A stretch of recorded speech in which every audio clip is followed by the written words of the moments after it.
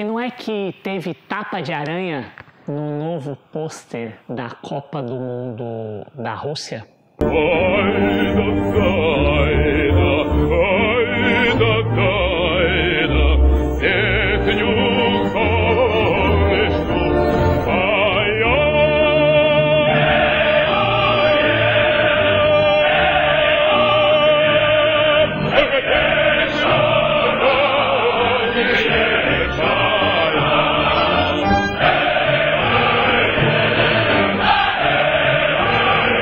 Oi, eu sou o Glauco Diógenes e esse é o Quarta-feira. Seja muito bem-vindo. Aqui eu falo sobre design, esporte, cultura pop e toda essa loucura que rege esse nosso mundo louco. Pois é, amiguinhos, como eu havia prometido para vocês, a Copa do Mundo já começou, especialmente aqui no Quarta-feira. E se tem uma coisa que os russos têm feito muito melhor do que nós brasileiros fizemos em 2014, é a apropriação dos seus principais símbolos. E eles têm acertado na mosca em relação a isso. Ou melhor, seria acertado na aranha.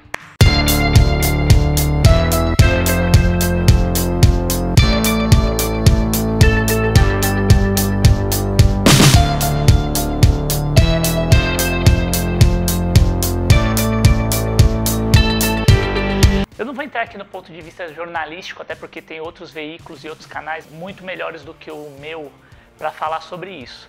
Só que do ponto de vista de design não tem ninguém que seja capaz de abordar o tema com tanta profundidade. E nesse quesito os russos estão matando a pau. A começar pela apresentação da bola, a Telstar, que caso você ainda não tenha visto, esse vídeo está bem aqui, ó. Clica aqui e você vai receber, ou aqui, eu nunca sei que direção que é, mas enfim, clica aqui, já está aparecendo para você. Depois que você assistir esse vídeo, óbvio, você vai poder ver o que eu falei sobre o lançamento da Telstar e todos os segredos que estão por detrás dela. E no último dia 28 de novembro foi lançado aquela que talvez seja a peça gráfica, a peça de design visual mais importante de toda a Copa do Mundo. Pois é, amiguinhos, o pôster oficial da Copa. Um item que hoje é celebrado como a materialização do seu tempo. Esse tipo de peça que teoricamente, por nós estarmos na era digital, estaria em desuso ou seria algo ultrapassado, muito pelo contrário. Hoje em dia ganha cada vez mais força no imaginário coletivo e é a peça mais aguardada entre todos os lançamentos. Mascote, identidade visual que vai ser utilizada na Copa, é a própria bola. O pôster é a materialização do nosso tempo, é o zeitgeist do nosso tempo. E os caras também conseguiram acertar. Essa peça, para mim, já nasceu clássica e eu vou explicar em detalhes o porquê. Primeiro, o grande acerto dos criadores ou do criador dessa peça aqui é dar a regionalidade, ou seja, conferir a identidade, mas ao mesmo tempo adaptar isso para um produto global. Já é o primeiro acerto de todos. Você tem características identitárias muito marcantes dessa peça e ao mesmo tempo uma projeção global, né? Que é algo muito difícil de ser atingido, mas no caso da arte russa, ela está impregnada no inconsciente coletivo de todo mundo. Essa peça faz alusão direta ao construtivismo russo, que foi um período de vanguarda artística, intelectual e política muito importante no início do século passado. Esse movimento teve início aproximadamente no ano 1910 do século passado e perdurou até os anos 40 e tem ligação intrínseca umbilical com a Revolução Russa que aconteceu naquele mesmo período. Entre outros milhares de questões que eu não vou abordar aqui porque não é o foco do canal, um dos objetivos era que a arte estivesse a serviço, a arte e os artistas estivessem a serviço do povo, do proletariado. E você tem três artistas que realmente foram os pilares desse movimento e que são bem conhecidos universalmente e também aqui no Brasil. Eram eles o Alexander Rodchenko, El Lissitzky e o Tatlin. Esses caboclos que estão aparecendo aqui e essas artes maravilhosas que eles foram capazes de criar também. Outro detalhe bem interessante do movimento é que ele nasce de um país super já industrializado, né, da era industrial já bem avançada e que tinha passado por uma guerra e cujos ideais eram de união e paz e de uma unidade, a pegada dos comunistas e tal. De novo, não vou entrar nessa seara, mas todo esse ideário que permeava a União Soviética nesse período também serviu de fonte de inspiração para esse movimento artístico, que influenciou muito design visual, design gráfico, a fotografia e as artes plásticas, enfim, toda a cultura russa e também do Ocidente, né, que acabou sendo impactada pela estética daquele período. Esses artistas russos tinham grande proximidade com os festivais públicos que aconteciam, né? E essa identidade era uma maneira também de povoar esse imaginário da população. Um desses cartazes, que é um dos mais conhecidos do mundo, é do artista El Lissitzky, que eu citei aqui, e é chamado de Beat the Whites with the Head Wedge, ou alguma coisa como derrote os brancos com a força do machado, ou a força da foice e tal, que é esse cartaz aqui de 1919, é um clássico. E uma das características também desse movimento era a abstração, né, uma arte abstrata, que se utilizava de elementos simples, como cores primárias e também formas geométricas básicas, como quadrado, retângulo e círculo. E a partir dessas fusões e construções você tinha a narrativa simbolizada aqui, no caso, a foice invadindo o que seria o núcleo da burguesia e rasgando ele por dentro, enfim. A estética era até poética, né? Mas se você vê também o significado, ele não era tão poético assim. Uma ideia bem interessante que também fazia parte do movimento e que eu compartilho, acho que é bacana, diz respeito à democratização da arte e à democratização do design propriamente dito. Ou seja, eles tinham a ideia de que a arte pura e simplesmente não deveria existir. Há controvérsias, mas o fato é que assim, uma escultura ela teria que ser como uma cadeira como escultura e vice-versa. Ou seja, a arte tinha que ter uma função, não somente estética e contemplativa, mas ela deveria estar a serviço do povo. Enfim, nessa seara eu concordo no que diz respeito à democratização dos processos e da tecnologia estar a serviço de todos e você ter possibilidade de acessar melhores produtos. No caso, uma cadeira com melhor ergonomia, que possua matéria-prima que possa ser reciclada, bacana. Muitos desses conceitos foram apropriados pelo design, não só de produto, mas o design visual em geral, para democratizar ele enquanto uma arte mais acessível. Nesse sentido, a gente está em acordo. Outras ideias eu não comungo muito não, mas a minha opinião nesse sentido não interessa. Só estou compartilhando aqui com vocês esse conceito que para mim é bastante interessante de você dar uma utilidade de repente para uma escultura. Ela tem a função visual, estética e de ornamentação, mas ela também tem uma funcionalidade. Se a gente pensar isso dentro de um espaço público como uma praça, enfim, um campo, algo que seja da comunidade, faz todo sentido e é bacana.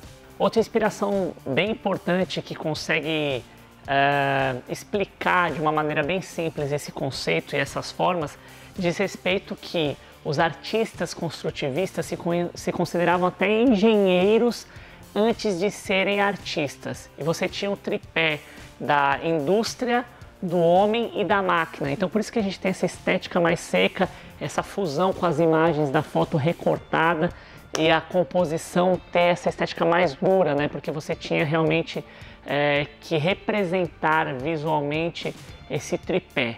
Então a estética nasce daí, desse conjunto de elementos que são sintetizados de uma maneira artística e gráfica. Então por isso essa linguagem ser tão forte e às vezes meio dura, às vezes até meio agressiva, porque faz alusão exatamente à máquina, à indústria, né, e esse homem mais evidente, mais viril, mais forte. E dentro, obviamente, desse conceito você tem alguns radicalismos, como é o caso do Tatlin, que achava que a arte tinha que servir ao povo, ao homem e ser um objeto da revolução. De novo, a estética é muito bonita, me agrada muito, eu sou partidário, muito fã. A origem do design gráfico nasce daí, mas obviamente nem ao céu nem à terra é preciso encontrar um caminho do meio aí nesse sentido, se apropriar esteticamente do que eles podem oferecer, mas também não ficar viajando nas ideologias dos caras. Então, num resumo, o construtivismo seria, entre outras coisas, a representação da industrialização, do proletário e da máquina. São esses os três pilares. Bom, esse preâmbulo todo para poder agora chegar ao que interessa, que é toda a construção que está por detrás do pôster. Então não tinha como falar do pôster sem antes fazer essa volta ao passado e explicar o conceito que está por detrás disso. A gente sabe muito bem que a Copa do Mundo, além de ser um evento esportivo, é um evento político, um evento econômico e uma demonstração também de poder e de atração de turistas para conhecer mais intimamente a verdade de cada povo. A gente viveu bem isso aqui há 4 anos, não soubemos aproveitar de uma maneira tão boa, infelizmente, e os russos, embora tenham problemas também, eu acredito, estejam trafegando, surfando essa onda melhor do que a gente, como eu falei no começo aqui do vídeo. Então, mais uma apropriação que os caras fizeram aqui no caso do pôster. Eles são donos de um dos movimentos estéticos e artísticos. Eles são donos de um dos movimentos estéticos e artísticos mais relevantes e que influenciaram todo o mundo no começo do século passado. As artes, a moda, a fotografia, o design, o cinema. E, obviamente, agora que eles estão sendo o país sede da Copa, por que não se apropriar disso? Cara, eles se apropriam e se apropriam muito bem. Convidaram um designer super renomado, que é membro da Academia de Economia voltada ao design, tem milhões de laureas, desenhou já uniformes para delegação das Olimpíadas de Inverno em 2002. Igor Gurovich, esse caboclo aqui que está aparecendo, ou seja, o cara faz uma representação de um grande símbolo do esporte russo, que é o Lev Yashin. O Lev Yashin, para você que é mais novo, não tem ouvido falar ainda, vá pesquisar, vale muito a pena. Foi um goleiro emblemático conhecido como o Aranha Negra. Era um cara super alto, esguio e que tinha uma performance e uma agilidade absurda e incomum para aquele período. Não é exagero afirmar que o Yashin está para o gol ou para os goleiros, assim como o Pelé está para o futebol, para os jogadores de linha. E ao contrário da gente, que poderia muito bem ter se apropriado de Pelé como o símbolo máximo do futebol e perdemos essa oportunidade, fizemos aquele pôster horroroso que foi alvo de vários memes e de várias zoações, os caras não. Foram lá e se apropriaram das principais características que influenciaram o mundo. A arte e também o esporte. Vão lá e pegam um goleiro que jogava de boina, todo de preto e usava uma joelheira e que é o principal símbolo também de uma escola, porque o leste europeu, especialmente a União Soviética, durante o período de ouro em que jogou as Copas do Mundo, sempre teve uma escola de goleiros muito apreciada. Haja visto os goleiros que a gente tem hoje jogando também na Europa. Então, nada mais justo do que fazer essa homenagem, essa alusão direta a um dos principais símbolos de uma era de ouro, que foi o Lev Yashin, um goleiro emblemático que até hoje é decantado em verso e prosa como uma lenda. Já na peça em si, e que foi alvo de críticas, o fato do goleiro estar segurando uma bola enorme, muito maior do que ele, é óbvio, faz alusão direta, como eu falei, à estética construtivista. E a bola aqui, nesse sentido, também tem alguns significados bem interessantes. Um deles, obviamente, é a representação num primeiro momento do satélite, como no vídeo oficial, que eu vou botar alguns trechos aqui. A gente tinha, no período da Guerra Fria, que foi pós-Primeira Guerra, uma tensão geopolítica entre Estados Unidos e União Soviética e a chamada corrida espacial, porque era uma luta constante por tecnologia e, obviamente, os astronautas americanos e os cosmonautas russos viviam em pé de guerra para quem ia dominar o mundo e também o espaço. Se você quiser saber um pouco mais, dá uma pesquisada em corrida espacial no Google, que você vai ver muitos documentários legais falando sobre isso. Então você tem uma alusão direta ao satélite, ao uso, à conquista do espaço.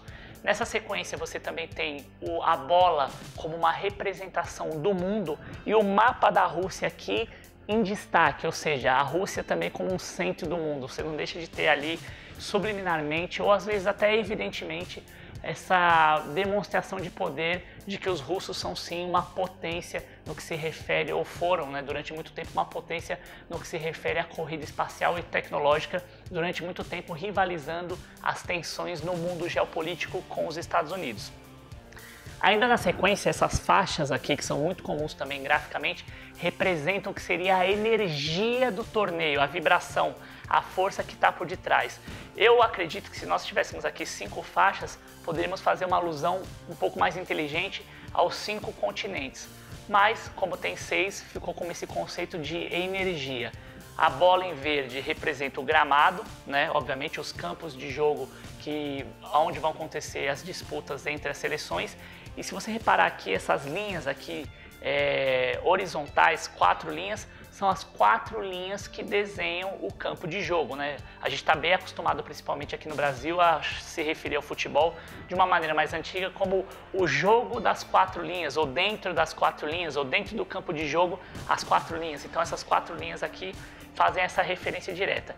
Outra coisa, o fato dele estar flutuando e você ter esse recorte meio seco era uma técnica de fotomontagem, fotocomposição muito comum utilizada nos pôsteres do período. Então você tem essa característica bem marcante.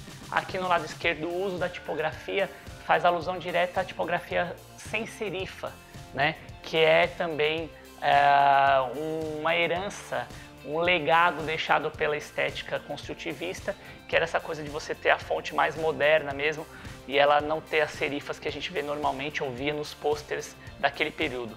Então esse pôster ele nasce como uma releitura de um momento, de uma era de ouro, fazendo alusão a símbolos bem importantes e brincando com essa questão do período, né? A gente está vivendo muito nesse momento, até por não ter uma definição clara, estética e de movimentos que vão comandar o mundo, está tudo muito misturado, é meio natural que você faça referência a essas coisas, a esses elementos e ícones lendários que de alguma maneira povoam o inconsciente coletivo de todo mundo. Então tem muito de estratégia também, mas muito de referência artística, estética e também geopolítica em cima de uma peça como essa, né? Ela não é simplesmente uma representação gráfica e tá ali, tem muito simbolismo, muita coisa pra gente digerir escondida aí, muito easter egg, né? Pra você que gosta de Star Wars e, enfim, cultura pop de quadrinhos, tem muitos segredinhos para a gente poder decupar e entender realmente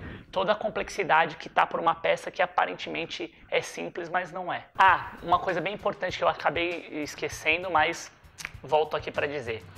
As cores, as paletas que a gente tem aqui, até para dar um traço mais contemporâneo para a peça e não ficar tão fechado dentro do que seria o estilo russo mais clássico dos elementos que eu estou mostrando aqui para vocês ao longo da explicação, elas foram inspiradas em 2 artistas, ou na verdade em 3 artistas específicos, que são o Dziga Vertog, que tem essa pegada já mais quase uma... Ele é muito inspiração para pop art, para os movimentos de pop art, pelo uso das paletas, pelo uso das formas geométricas também e pela composição sem a perspectiva, você fazer o uso de uma falsa perspectiva botando uma figura na frente bem destacada e outra no fundo menor. Então já tinha essa brincadeira de usar algumas técnicas de fotomontagem para poder dar essa sensação de perspectiva, de você ter um plano na frente e um plano menor atrás, um rosto grande aqui, uma mão menor ao fundo. E também dos irmãos Steinberg, que faziam muito essa questão dos grafismos, que faziam alusão a esses raios de luz, esses raios de energia. Então a gente tem exemplos claros aqui dos 2 estilos que foram representados. Mesmo essa brincadeira de você ter os círculos concêntricos, eu uso muito aqui nos meus thumbnails. Aliás, o É Quarta-feira, até compartilho com vocês, ele nasceu também de 3 pilares. Um, construtivismo russo, outro, pop art e outro, a estética do Wes Anderson, que é um grande diretor de cinema que eu admiro muito. Então foram também 3 pilares que eu gosto muito, que influenciam muito as artes plásticas, o design em geral, e que de alguma maneira eu acabei trazendo para falar sobre o design no esporte, porque invariavelmente a gente vai acabar recorrendo a esse tipo de referência até para usar esteticamente em peças gráficas.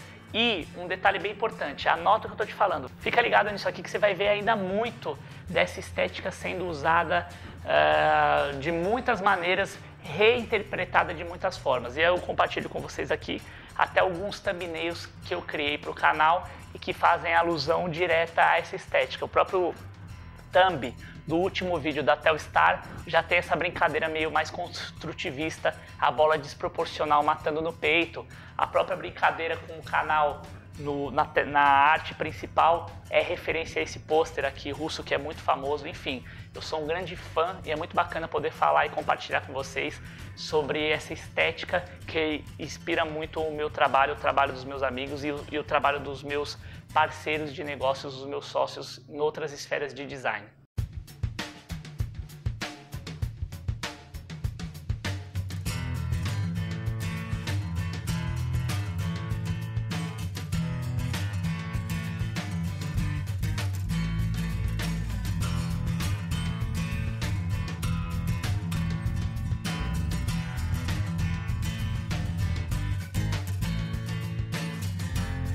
E aí, curtiu o programa de hoje? Pô, eu sou um fã, como eu falei pra vocês, da cultura e da arte russa.